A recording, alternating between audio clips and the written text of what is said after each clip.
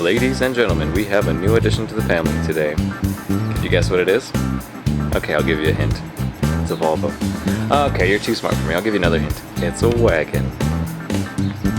It's not just any wagon. This is the very last year, and in my opinion, the very best year of the 240 series. Name something fried that people eat at county fairs. Tender. Chicken! Chicken!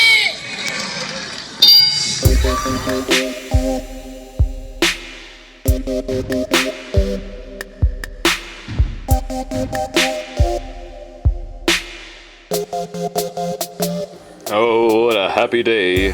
Today is the day that I have sold Carol, frowny face, but I have bought my dream Volvo. And I'm not talking about you, Artie. I'm talking about the 1993 240 wagon. Ooh. Yeah, there's a little bit of a dent there on the passenger fender, but I call it a love bump. So this car just popped up on Craigslist for the well-rounded price of $1,500 American dollars. And the best part is, no roof rack. That's right, you know how I removed the roof rack on Carol, pretty much one of the first things I did. Well, I put Carol up on Craigslist that very night for $1,500 because I had a bunch of IPD goodies like the suspension bushings, the sway bars, the radiator, etc. And I was actually really surprised that it sold within 2 days. But of course, what Volvo station wagon 28 miles per gallon won't, right? A couple of downsides to this car. Well, first one is, actually it's the only downside to be honest. It's an automatic.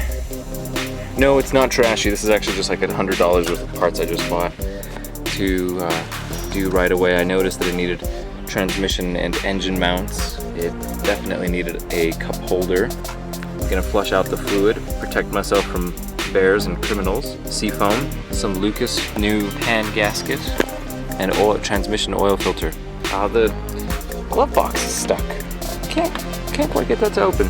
That's alright, I'll figure it out. Some other nice things about this car. The interior is darn near perfect. The only damage is in the door cards here where people actually kick that little tray, which is a very common thing. So I bought this car from some seniors. They were living in a retirement community. Staying active was good to see. Thinking about painting this white because on all the 240s for all the years it's been black. I've never seen one that's painted white, and I think it'd be kind of cool because I'm all about making my 240 different than the others out there. 180,000 miles on the odometer, which stopped working, he said, a few years ago. Yeah, the confusing thing is that the Jiffy Lube oil change sticker is reading 111,000 miles as of February. So they must have driven it a lot or something. Here we have our fancy custom headlight switch because couldn't get the right part for that. I'll be sure to fix that quickly. Just generally a really nice car. Has the airbag, has the anti-lock brakes, has the newer style refrigerant air conditioner, which doesn't work, but hey, what do you expect? It has a really easy to pull red release handle, unlike those white ones that we know and love so much. Power windows, power door locks, power steering, a lot of things that I had to live without. The headliner is actually clean. The dome light is on a timer, believe it or not. After you close the doors, it stays on for like 5 seconds. It has a check engine light capabilities, which we all know post 1989 Volvo 240s had OBD1. It also has a service reminder light on the far left, which is currently on. It smells clean, like old people, considering that the ashtray's got some remnants of cigarettes or cigars. It smells pretty clean, so maybe they just smoked with the windows down. Still has that new car smell. The transmission physically won't go into park, so I always have to park in neutral and make sure I use the parking brake. Yeah, it's a really nice car. So like, I don't know how to tell her, but like, I don't think the dog should be in here because it's gonna leave hair on my seats, and like they're really clean seats. So like, I don't want it to like cause a strain on our relationship or anything, but yeah, I don't want dogs in here. Yeah, sorry. Yeah, it's kind of missing part of that lens. These are ugly, they're so faded. Don't worry, I'll get some Swedish standard E-codes. This one's a little cross-eyed. I don't even know. Yeah, it's pretty ugly under the hood. It looks like this headlight is held up by some wire. That's kind of cool, I guess, if you're into that sort of thing. There's a small coral reef that's growing on the water pump. I need to make sure to fix that quick. I'll also replace this with an electric fan because that's just how I roll. Notice the gap between the engine and the firewall is very small. That's telling me also that the motor mounts need to go. Well, if you look at them, you'll know what I'm talking about. Yeah, see all those cracks there? Mm-hmm. Underneath, this thing is a big oily mess. It's already left a little puddle on my driveway just from parking it for 30 minutes. So we've got a little bit of work to do on that transmission. There's ABS, yay! FCP Euro has some really great instructions on how to flush your AW70, and I think the AW71 is the same. I believe that came with the turbo models. So we're gonna remove this top line that goes to the oil cooler in the radiator. 15mm wrench, and move that off to the side. I've placed and secured the most transparent kind of tube that I could find, so we're going to watch the dirty fluid come out, and the new fluid will fill in. Just dirt, just oil. Oil everywhere. That's no way to live, I tell you. No way to live! Turns out, this is engine oil. That's what I'm saying. From the driver's side, looking up, we have an interesting little thing here. The transmission's kind of low on the back, so the yoke is, you know, doing its job, and the shaft's going up, but it's so low here that it's rubbing against the O2 sensor. That's fun. And then it goes back down into the differential. That's the one. Oh, that's lovely, that is. Oh, absolutely lovely. So our next order of business is to remove the pan. We're going to replace the filter and the gasket on it. Hopefully we don't need to unbolt the exhaust, but if we do, if we need to unbolt the exhaust, I've got extra flange gaskets that came with the box for Carol, because that was just a lot of parts. So we'll try to pinpoint where our oil is leaking from on the valve cover. We've got several places to be looking at. Did I say valve cover? That's because my mind thinks it's the valve cover. Yeah, it could just be that seal on the back of the head causing all this mess, but we'll see. Right, so I don't like being under here too long, so let's get on with it. Wish me luck. Some really cool things I noticed about these later Model 240s is the plastic cladding at the bottom there. And the mud flaps are shorter. This plastic is thin and it goes, you know, out and around, covers the butt cheek, which has been smushed somehow. The mud flaps are real thin. Just a lot of plastic where the other cars would rust. Of course, this is some sort of underbody paint here that I would really like to shine up a bit, or, you know, cover it with some truck bed liner paint. It looks like they used a cheap glue here to keep these panels on, because I guess the regular glue fails at some point, but it's going pretty good. Yeah. A lot of improvements made to these cars. There's also some sort of diffuser in the back there. Yeah. Hard to see, but that's also interesting. I hope it doesn't add to the parachute effect that rear bumper has. Well, the filter's out, but unfortunately it's not dirty. Well, I suppose it's a good thing, but I mean, if you see that screen is, it's fine. Yeah, just, I guess, regular service interval or whatever. At least now I know that a brand new filter's in there. There's a gasket on either side. There's this little spacer plate here, and you're gonna want to separate those like that. Take the gasket off, apply the new gasket. And since they only gave me one, it looks like I'm reusing the other gasket on the back side. Also got this nice rubber gasket, and when I'm putting it all back, it said not to use any sort of sealant or glues, just use a little bit of grease. It's a rubber type. The original is a cork, so I'm gonna follow the instructions as they say. The kit was only like $11 and change, which was really great. Pretty affordable price, I like that a lot. All right, let's take a look.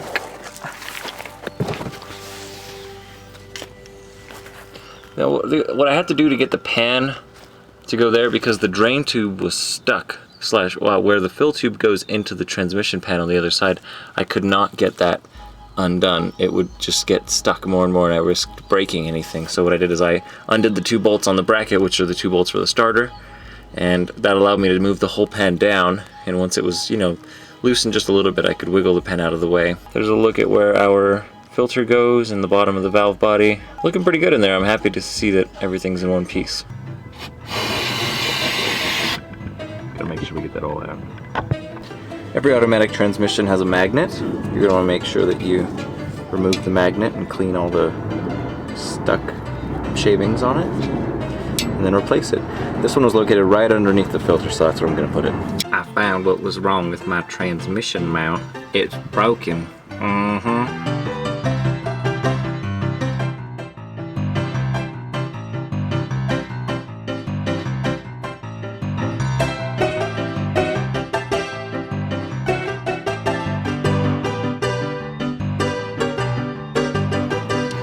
top transmission cooler line disconnected, we have it feeding into a bottle that is also semi-transparent so I can see the fluid level.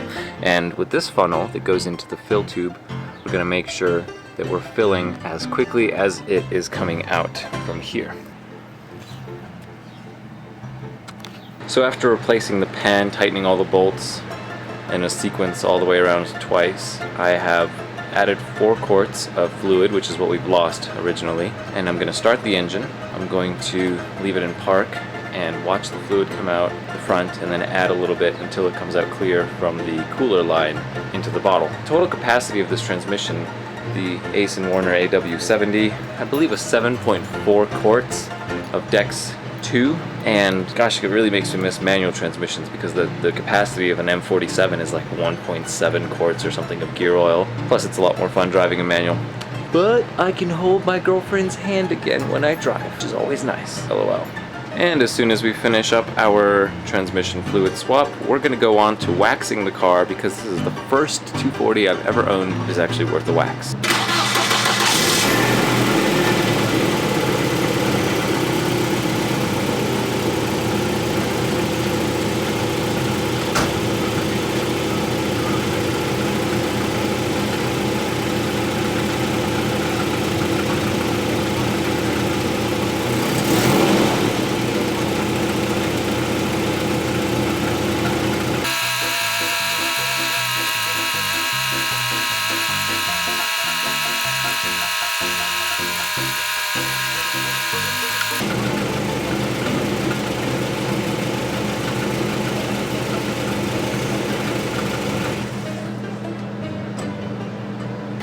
Man, she's one thirsty little piggy. So I've put in 5 quarts. I think I lost a lot more than 4. Oh yeah, I did because yeah, the pan fell open and it spilled on the driveway, so I did lose an extra quart. I'm waiting for this kind of a Lucas stop leak product to go into the transmission. It's real thick. This is a slick, high mileage automatic transmission treatment. Restores performance. There's not much in these cars anyways, but it's real thick. It's like the Lucas product, basically a predecessor to it. I'm going to show you guys a little bit of a rust prevention technique while we wait for that fluid to go in. These cars have several drains for water on the rocker panels. You want to make sure that there isn't any debris in there. I got a small screwdriver and I just like to, clear out the leaves. I already cleaned this one up yesterday, but sort of to demonstrate, things will get stuck in there, and if water gets if water can't drain out, it will rust. So that's a little step of maintenance, just like clearing leaves from your wiper cowl. I noticed a lot of slop in the bushings on my AC compressor, even when the belt was tight, so I'm going to replace them with the polyurethane bushings. I have some of these left over. Yay! So I spent a little bit of time waxing the passenger headlight. Well, as you can see, it's still kind of yellowy, but it's a lot clearer. I think a lot more light will pass through than on the right side. Now the lens is the original Volvo Cibi brand. I think it's a Brazilian brand. This is before I washed the car.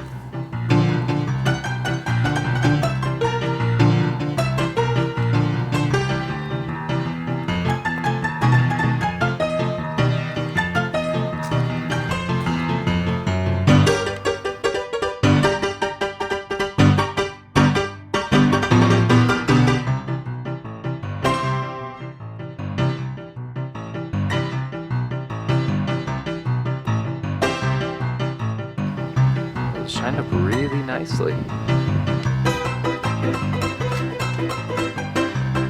know it's not the camera will never do it justice.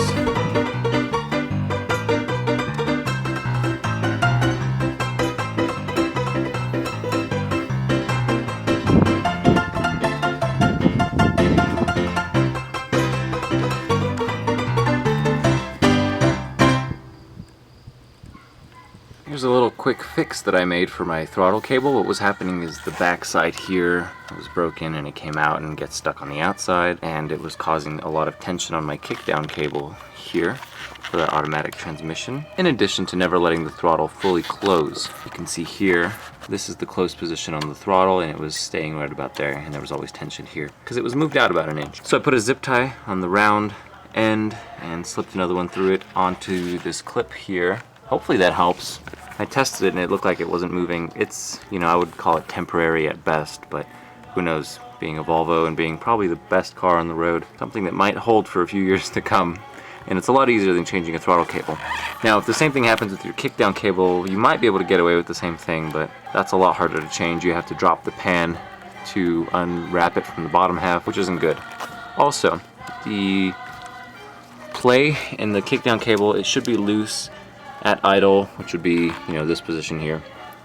And the little bump stop, or whatever you want to call it there, the clearance on that is 1/4 to 1 millimeter from the orange bit, which mine's looking pretty good right there. You can see that the AC hose, this is probably why it doesn't work. It looks like this has been fixed with some crimps. Can't guarantee that those are holding pretty well. But that's the low pressure hose, and that goes all the way to the back of the compressor. Hard to see here, but it's back there. Did a little bit of detailing on the car, hoping to clean it up, make it look nice once more. Now that it's daytime again, I can show you how the shine turned out. It's hard to say on camera, of course. You can guarantee that it will look better than it did before, but it really just feels nice and glassy. I think glassy is a good term for a shiny car, so I'm real happy with that. And of course, Arthur's back here. I don't want him to feel neglected. If you haven't seen any of our videos, which I've got dozens and dozens of videos for this car, you should check them out, because he's awesome. Well, wants to be awesome. Has yet to play with the big boys. Also, waxing the headlights a second time. Got a little more white out of them. Of course, it looks better on the camera than in person. That side, not so much. I didn't give it nearly as much attention, but it's getting better. Good thing is, IPD sells these corner lenses for like $11 and change. It's pretty cool. I like that a lot, considering they're trashed. Of course, the headlamp lenses will cost something like 50 bucks a piece. It's a lot easier for me to just go to the junkyard, get some US spec quad squares, ship them to a guy or two in Sweden for like 100 bucks, and then have a new set of E-codes coming my way. Of course, that's nothing new. People have been doing that for many years. I wouldn't be the first. But let's just say my last deal didn't turn out so well with Carol when I was shipping out those headlights. I'm still waiting to receive that package. Going on 6 months. I don't think it's gonna happen. A little bit of Armor All on the dashboard there to protect the vinyl, which is important to me considering I had gaff tape on the last one. I used some Armor All wipes. I remember when we were at the upholstery shop, we didn't like Armor All because it left this glossy surface. But if you're not, you know, trying to clean it off to put some glue for a dash wrap, it's not so bad. But it shined everything up, and it looks pretty cool when it's all shiny like that after a couple days. A sun visor helps keep some of the heat off the dashboard, but this car desperately needs window tint. Of course, I've never had a 240 long enough to justify actually putting window tint on it, but I think this is the one. One thing I'm really happy about is how clean it is under this mat here. Of course, we have some typical wiring issues on the hatch. IPD sells the harness for left and right side here for about $10 and change, if I remember correctly, which is a pretty good price, so we can get our lights working again. Currently, my right turn signal is melted and warped the housing, and so the bulb won't fit into the connector anymore. I just need to replace the entire assembly, which is a shame. I like the two whites. Maybe I can swap those lenses out. 1986 was the year that the third row brake light became a standard feature requirement in the States. Alright, here's my manifold gauge set. I'm going to connect that to the fittings. There's one up there, and where's the other one? Much akin to the 850s and the 70 series, looks like we have only a low side connection available to us. That's alright, kind of a bummer I can't use the high side, but this is the one that's really important. So we're going to connect that, see if it'll hold vacuum at least. Our air-operated vacuum pump is connected to the air compressor through that side, into the manifold set through here, and that blue hose for the low side is connected to the connection there by the accumulator. So I'm going to turn on the air compressor, let this get down to whatever number it's comfortably holding at, maybe like -30 or so. And once it gets to that point, I'll run it for a few minutes with this open, letting that draw vacuum. Then I'll close this, record the reading after 20 minutes or so. So if it holds vacuum, we're in good shape.